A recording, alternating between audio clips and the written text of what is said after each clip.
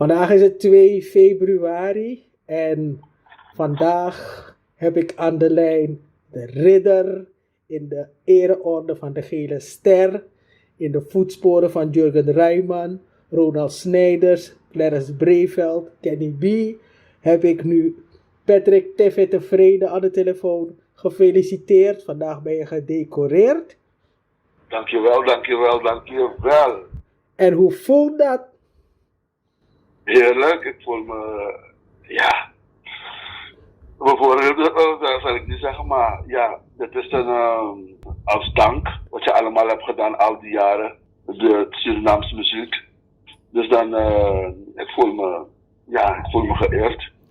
Ik heb me laten vertellen dat je voorgedragen bent door NAX Suriname. Is dat waar? Het is waar, het is namelijk zo, NAX, ik heb een voorgeschiedenis, mijn voorgeschiedenis als het ware, mijn culturele scholing heb ik bij NAX doorlopen. En ook nog een culturele organisatie in Den Haag, genomen van familie Boomgaars hebben een stichting. Dus zo is het allemaal gaan lopen. Dus al die tijd werd er achter de schermen gewerkt, niet zonder dat ik het wist hoor. Maar toen je vanmorgen opstond, wist je al dat je gedecoreerd zou worden? Nou, laat me het verhaal even vertellen. Het was 1,5 week terug belde secretaresse van de ambassade. Daarvan bent u meneer Patrick Glenn tevreden? Ik zeg van ja, klopt.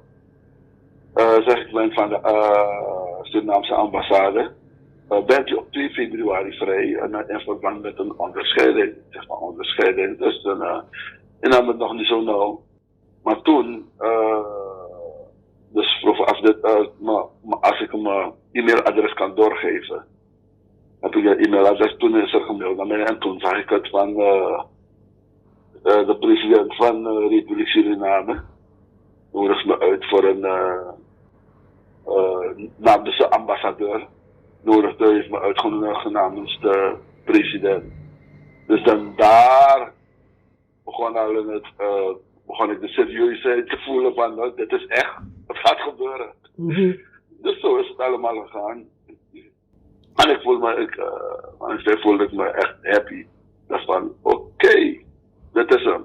Maar dan heb je weer dat zit te denken van, als ik het heb gekregen jongens, dan een daga is me voorgegaan.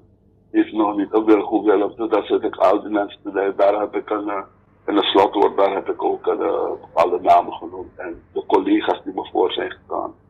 En ook Sukurusani, bij Sukurusani zijn er ook leden waarmee ik samen heb gemusiceerd. Me voor zijn gegaan, heb ik dit ook aan hen opgedragen. Ik heb het zelf van me gevangen, want 3 februari, dat is morgen. Morgen dus, word ik 60 jaar, dus ze hadden een kleine polonaise van me daar op de ambassade.